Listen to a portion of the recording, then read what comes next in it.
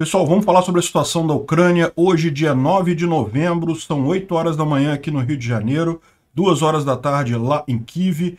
Todas as regiões da Ucrânia, como vocês podem ver, estão com sirene neste momento, o que indica que hoje nós poderemos ter um ataque russo indiscriminado às cidades ucranianas, mas isso não aconteceu, pelo menos até o momento que a gente grava esse vídeo.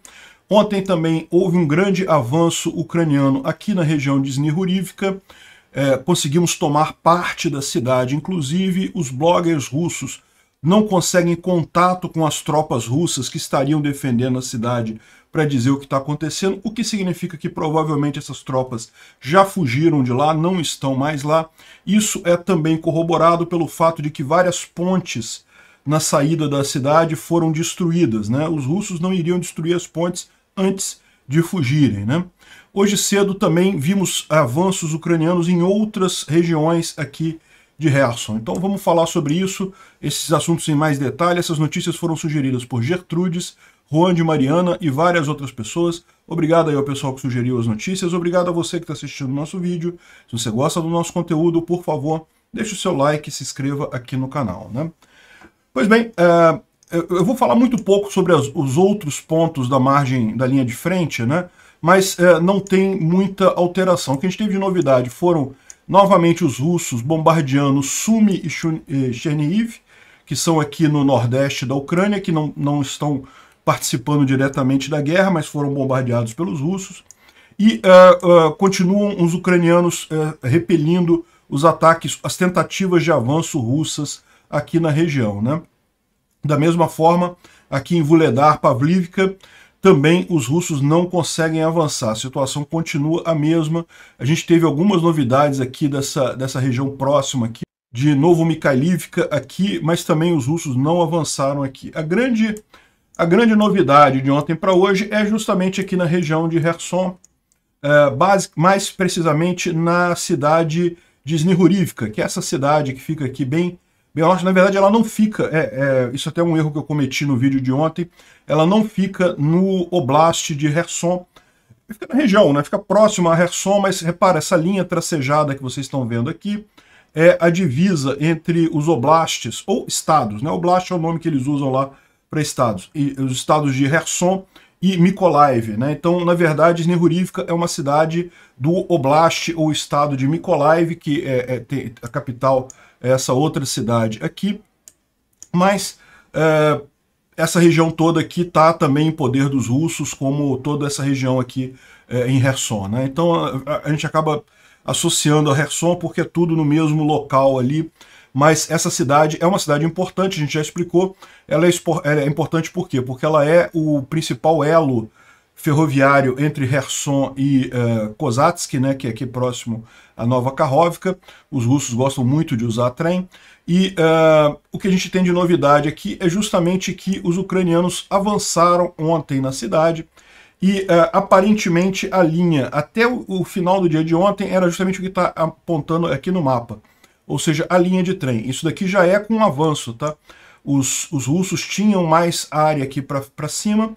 Os ucranianos conseguiram chegar até a linha de trem, tomar parcialmente essa região ferroviária aqui de Snihurivka.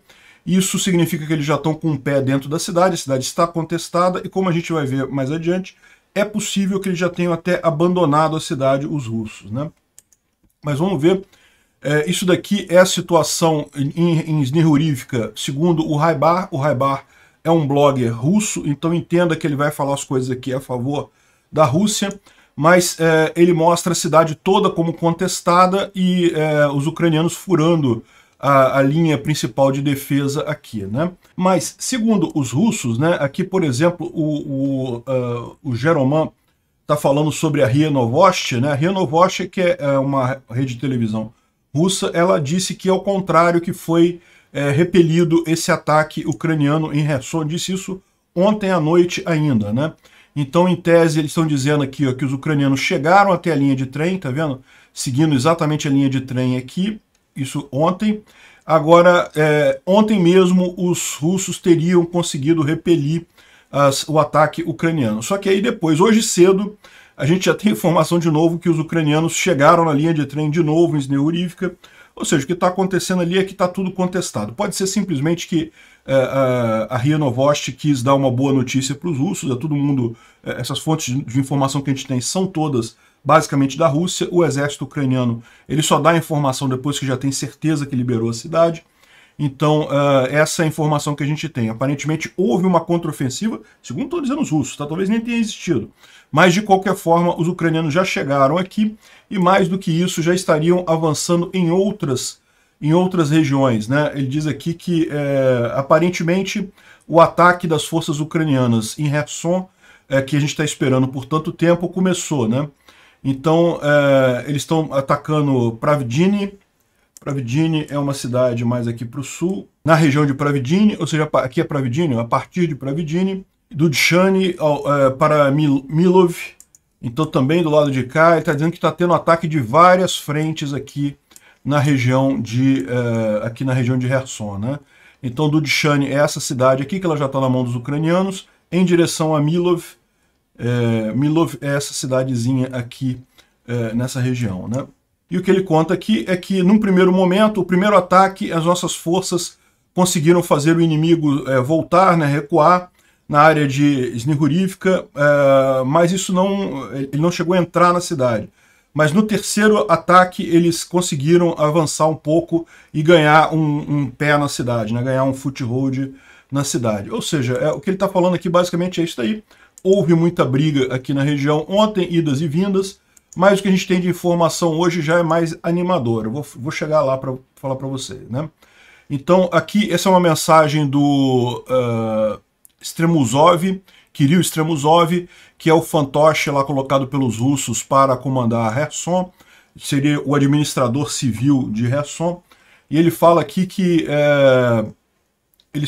houve o ataque à batalha em Snihurivka, e que na primeira onda dos inimigos sofreram perdas e recuaram, e então continuaram com o ataque e entraram em Snihurivka, e nessa manhã os ucranianos conseguiram ganhar realmente um pé na cidade, nos distritos ao norte de Snihurivka, próximo às linhas de trem. Então está confirmando aquilo que a gente falou, né?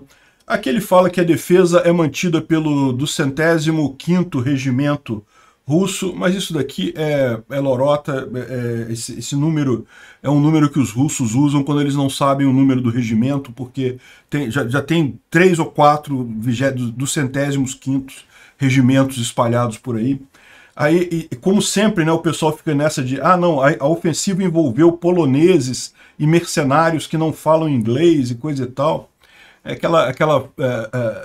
Aquele sonho dos russos de que não, eles estão disputando com forças muito maiores que os ucranianos. Não, estão perdendo para os ucranianos mesmo. Pode ter algum soldado da legião estrangeira ali? Pode, né? Pode ter, não tem problema nenhum, mas o grosso das tropas são realmente de ucranianos, né?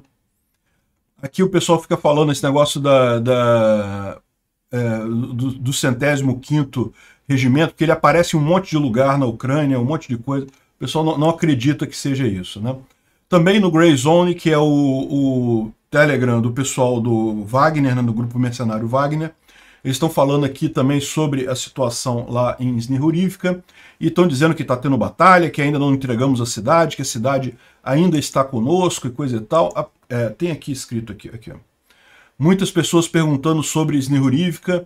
De acordo com os meus dados, no momento ainda está a cidade ainda está nas nossas mãos. O oponente como um todo retornou para a sua favorita prática de inserir, mas não até o final, e fazem brigas de baixo custo com um propósito, para provocar o inimigo, deixar o inimigo exausto e apenas então fazer o golpe decisivo, né? Então, aparentemente, foi isso que aconteceu. Houve idas e vindas lá em Snihurivka, mas os ucranianos estão avançando lá. E a evidência maior que a gente tem é que, são duas evidências que a gente tem, é que parece que os bloggers russos dizem que perderam todo o contato com as tropas russas em Snihurivka.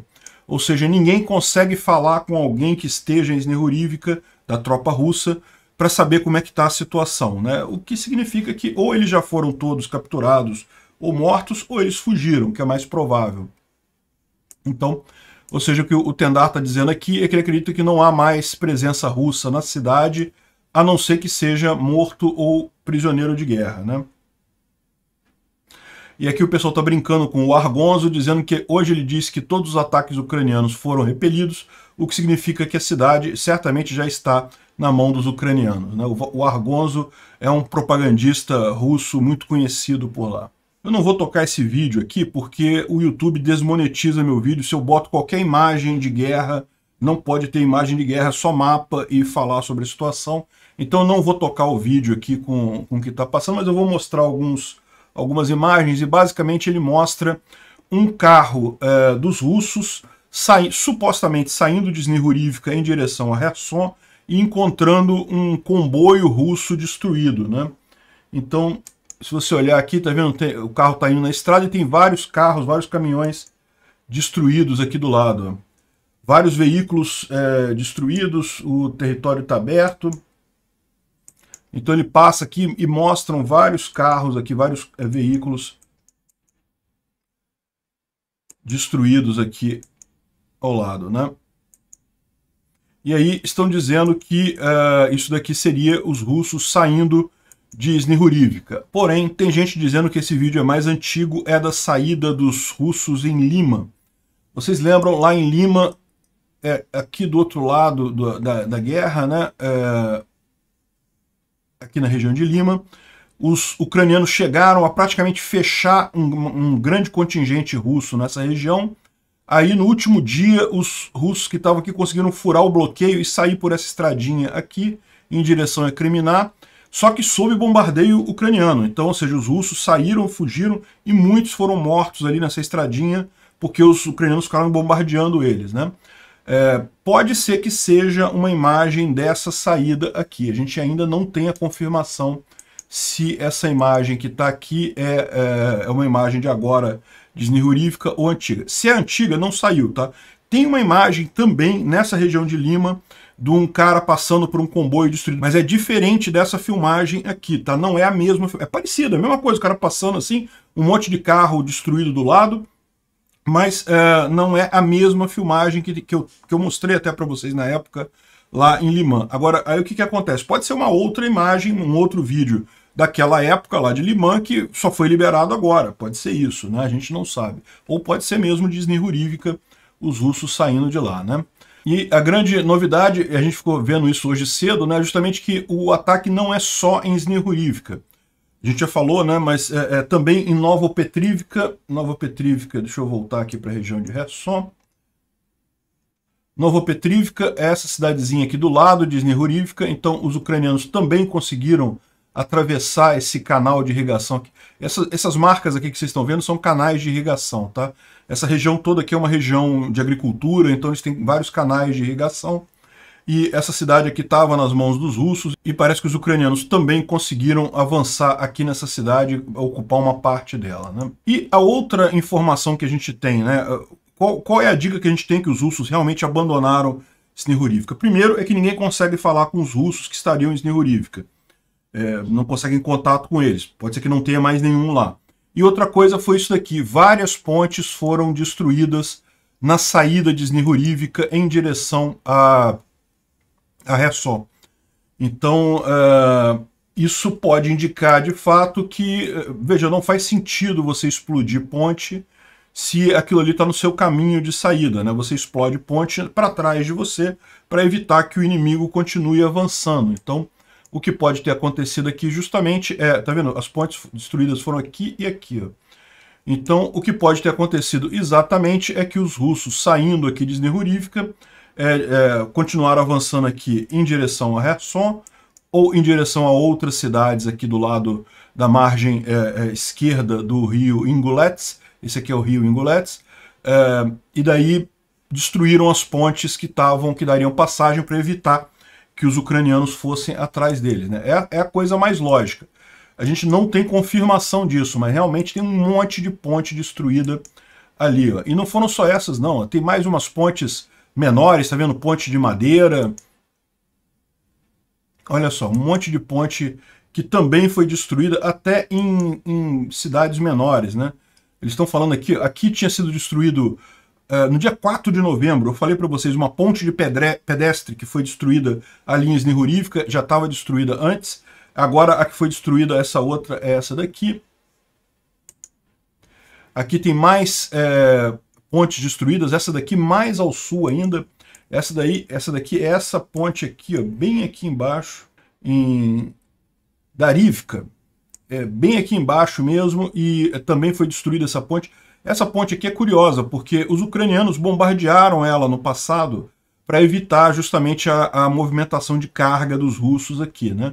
Mas os ucranianos tomaram cuidado de jogar as bombas, mas mantendo a estrutura da ponte. Depois seria relativamente fácil de consertar a ponte, mas pelo visto, do jeito que está aqui, ó, os russos agora acabaram de demolir a ponte completamente. É aquela história que a gente já está sabendo, os russos sabem que vão perder essa região, eles não vão deixar a infraestrutura para os ucranianos usarem. Os ucranianos vão ficar sem a infraestrutura por lá, né?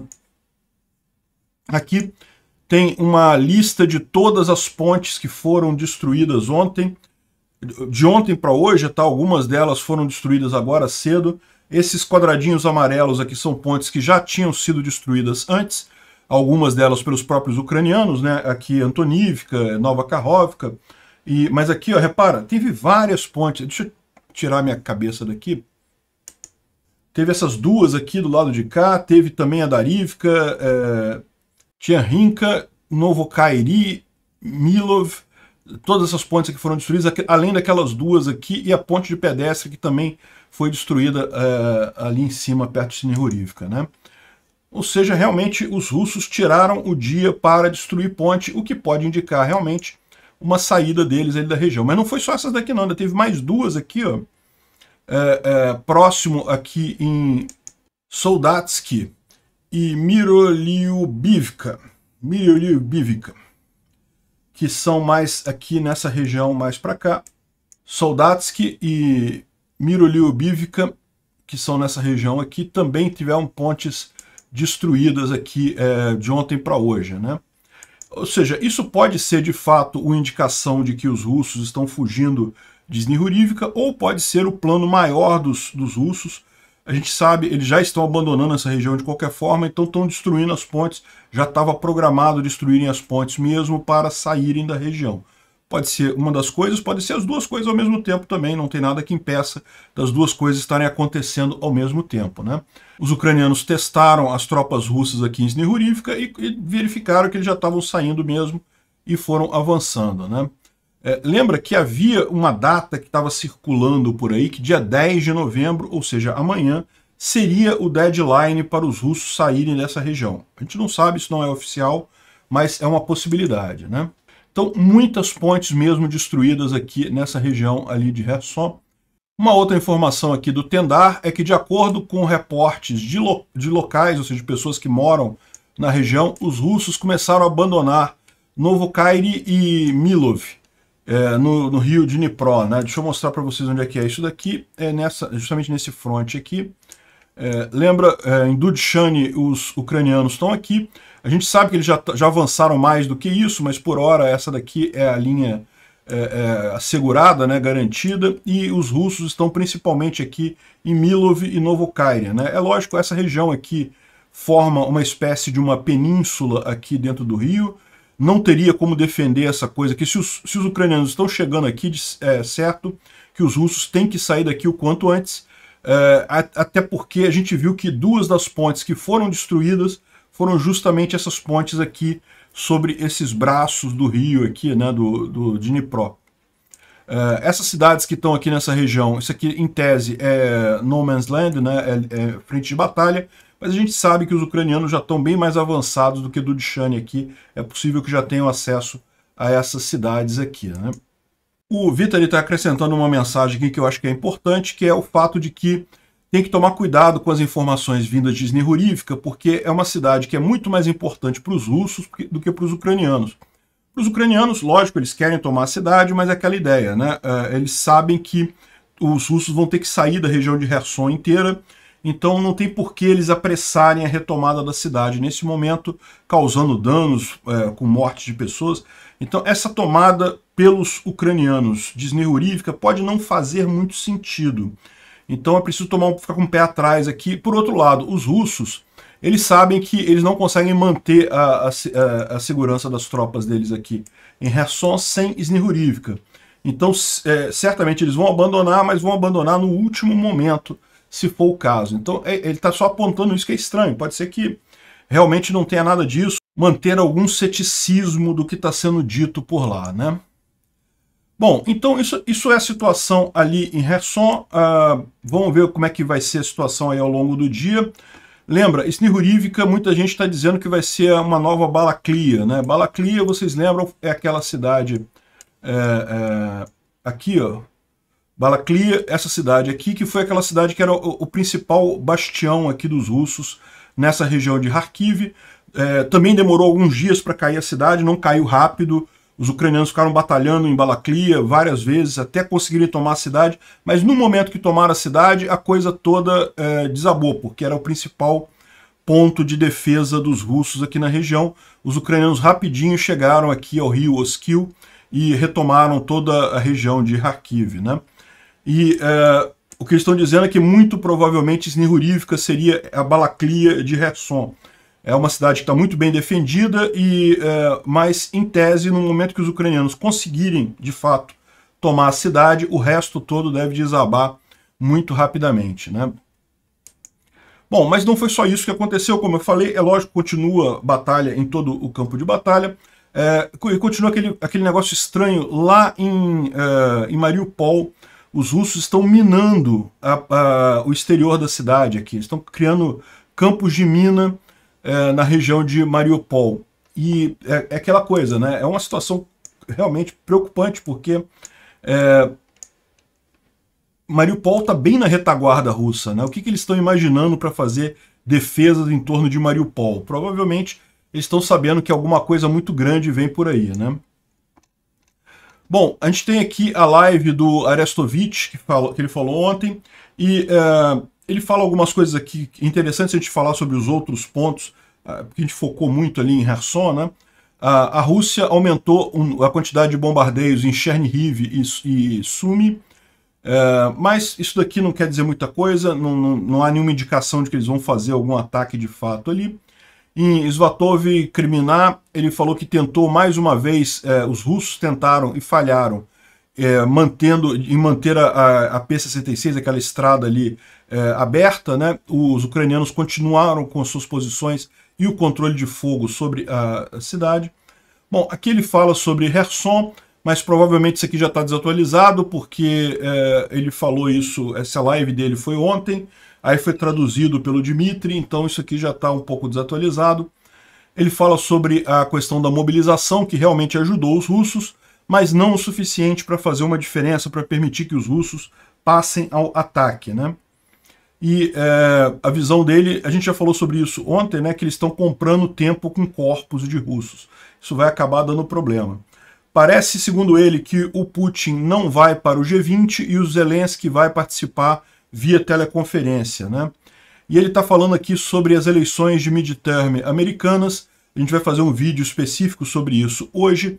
A gente já tem os resultados e realmente é preocupante para os republicanos, né? Esperava-se uma onda vermelha muito grande, esperava-se muitos republicanos eleitos e não foi isso que aconteceu. Está arriscado até os republicanos perderem de vez o Senado ficar todo para os democratas, né? Curiosamente, a gente não sabe se tem ligação uma coisa com a outra, mas curiosamente, os republicanos favoráveis à guerra na Ucrânia, favoráveis à ajuda americana para o exército ucraniano, conseguiram se reeleger na maior parte das vezes, conseguiram suas cadeiras na maior parte dos lugares. Porém, aqueles republicanos mais ligados ao Trump e republicanos que são contrários ao financiamento da guerra acabaram perdendo cadeiras que se esperava que eles ganhassem, né? Então, não se sabe se esse foi um fator decisivo no final das contas, mas de qualquer forma é uma boa notícia para a Ucrânia. Ou seja, os republicanos que foram para o Congresso são aqueles favoráveis à Ucrânia. E, lógico, tem um ou outro que é contrário, mas é uma minoria, não vai fazer diferença, né? Uma informação interessante, parece que o Papa está envolvido em negociação de troca de prisioneiros, e é por isso que ele tem adotado uma postura neutra de não falar a favor da Ucrânia e coisa e tal. Se ele está negociando com a Rússia para a questão de prisioneiros de guerra, faz sentido ele manter neutralidade nesse caso. Se for isso, ponto para o Papa Francisco na visão dele. Mas assim, aparentemente isso seria a explicação da coisa, né? Se for isso, é ótimo, excelente.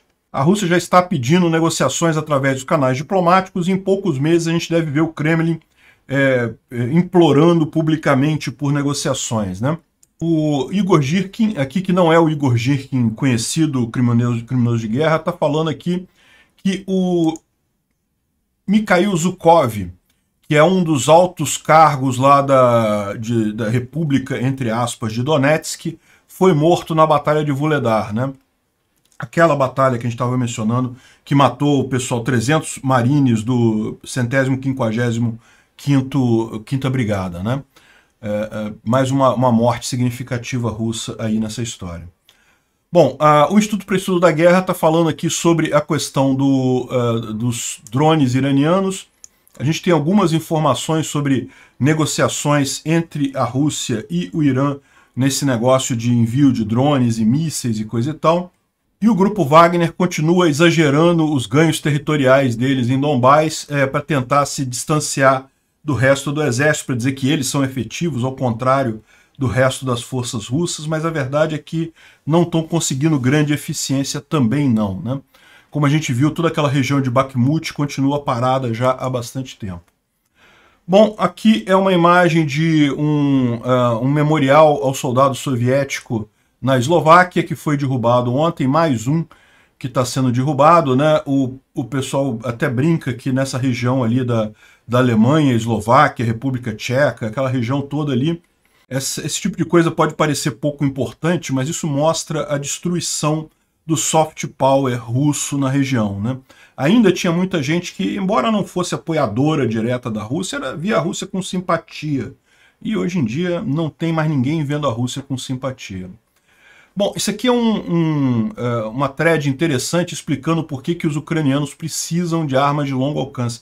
Essa grande briga, né, os ucranianos estão tentando convencer o Biden a fornecer o ATACMS, que é aquele míssil do HIMARS de mais longo alcance, e ele dá como exemplo, por exemplo, a base de Chapinka. A base de Chapinka fica aqui embaixo. Por que os russos estão usando essa base? Eles usavam antes Nova Kakhovka, só que aqui agora é muito fácil para os ucranianos usarem o HIMARS por aqui. Então eles simplesmente moveram as bases dele um pouco mais para trás, né? E mesmo quando os ucranianos tomarem essa região aqui, Chapinka vai estar no range para ser atingido por HIMARS.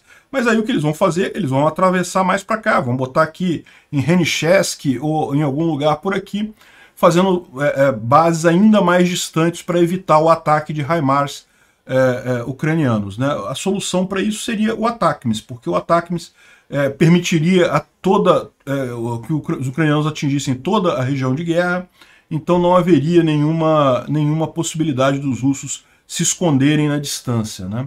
E ele fala aqui, ó, que o chato é isso, porque eles sabem que os russos estão fazendo. A gente sabe até o que eles estão tomando de café da manhã no dia, mas não tem como atingir essa base, simplesmente a gente não tem arma para chegar lá com precisão, né? Dá para ver que realmente é uma base enorme, aqui um monte de caminhão, um monte de depósito, helicópteros. Se tivessem o ATACMS, seria muito fácil ter resolvido esse problema. O Chuck Pfaffer está falando aqui que a troca entre o Irã e a Rússia envolveu o envio pela Rússia de exemplos capturados do NLAW britânico e do Javelin americano, que são os principais mísseis, né, desses países antitanque. Então, parece que também teve o Stinger, o míssil antiaéreo portável lá dos Estados Unidos, também muito usado. Ou seja, o Irã está querendo essas armas todas por quê? Porque ele pega essa arma, ele desmancha a arma, descobre como ela é fabricada e tenta fabricar equivalentes. É o que ele fez com o drone dele, inclusive. O drone do Irã é um equivalente a um drone americano também, que tem basicamente as mesmas características, né? Então os russos entregaram essas armas que eles tinham capturado lá no teatro de guerra em troca de mais 140 milhões de euros pelos drones iranianos. Então, isso aqui não deixa de ser uma coisa boa, essa notícia, porque significa que, pelo menos até aqui, não houve comprometimento de segredos nucleares, né? O grande temor é esse, é que o Irã, em algum momento, fale, ok, eu te dou mais drone, mas eu quero plutônio, bomba atômica, quero o segredo para fazer a bomba atômica, enfim, qualquer coisa assim, e os russos acabem cedendo neste caso. Seria realmente uma coisa temerária. Em Teherã, vários tanques estão sendo enviados para o aeroporto. Será que vão mandar tanques também para a Rússia? Não me parece provável, não. Até porque pode ser também por conta dos protestos que estão havendo lá no Irã, né? Mas é um movimento curioso. Ele está dizendo aqui que já viu 2 tanques nessa forma sendo enviados para o aeroporto. O Chris O traz uma história aqui curiosa do batalhão de voluntários do Barkostostan. É uma república russa, aqui bem no meio da Rússia, aqui. Essa região aqui, ó, próximo a Kazan, bem a leste de Moscou, né? E esse batalhão voluntário foi mandado para a Ucrânia no final de agosto, só que foi justamente quando os ucranianos começaram as contraofensivas, e aí eles que eram para ser um batalhão para atuar no ataque, acabou sem função ali na região. Então eles foram divididos entre várias tropas que estavam precisando de gente, e viram o inferno lá na Ucrânia, né? Aí conta as várias histórias aqui, que os caras foram abandonados sem munição, foram colocados num monte de coisa, e começaram a reclamar que estavam perdidos na floresta, que ninguém deu munição para eles, não deu arma, não deu nada. Em determinado momento, o comandante deles mandou eles botarem granada no corpo e se jogar em tanque ucraniano, né? Missão suicida e coisa e tal. Vários tentaram fugir, tentaram sair de lá, né? Se recusaram, né, a lutar, e foram presos. Aí tem a imagem deles na cela aqui, que eles foram presos por estar se recusando a lutar. Enfim, aqui tá um mapa aqui da cidade, ó. Enfim, no final das contas, uma tristeza enorme, e parece que basicamente acabou esse exército lá. Ainda existem alguns poucos espalhados por outras formações, mas toda essa região, todo esse exército voluntário que foi para lá, já não tem mais nem traço deles, né? E aqui é uma outra situação. Aqui são mulheres, mães, irmãs de mobilizados querendo saber aonde estão os filhos, irmãos e maridos, e não conseguem informação. Repara que é outra coisa aqui, né? Aquele batalhão é um batalhão de voluntários, aqui já não é voluntário, mas já é mobilizado. Mas mostra bem o grau de problema lá na Rússia que está tendo esse tipo de coisa, o pessoal revoltado com russos morrendo a troco de nada, né? Isso vai acabar causando problemas sérios lá na Rússia. Bom, e só para terminar aqui, o Sean Penn esteve em Kiev ontem, tirou fotos com Zelensky, com outras pessoas, e foi prestar solidariedade à Ucrânia. Obrigado por assistir o vídeo até o final. Além de curtir, compartilhar e se inscrever no canal, considere se tornar patrocinador com valores a partir de R$ 1,99. Clique no botão Seja Membro abaixo para saber as condições e vantagens de patrocinar o canal. Mais informações sobre o nosso projeto, visite nossos sites indicados na tela.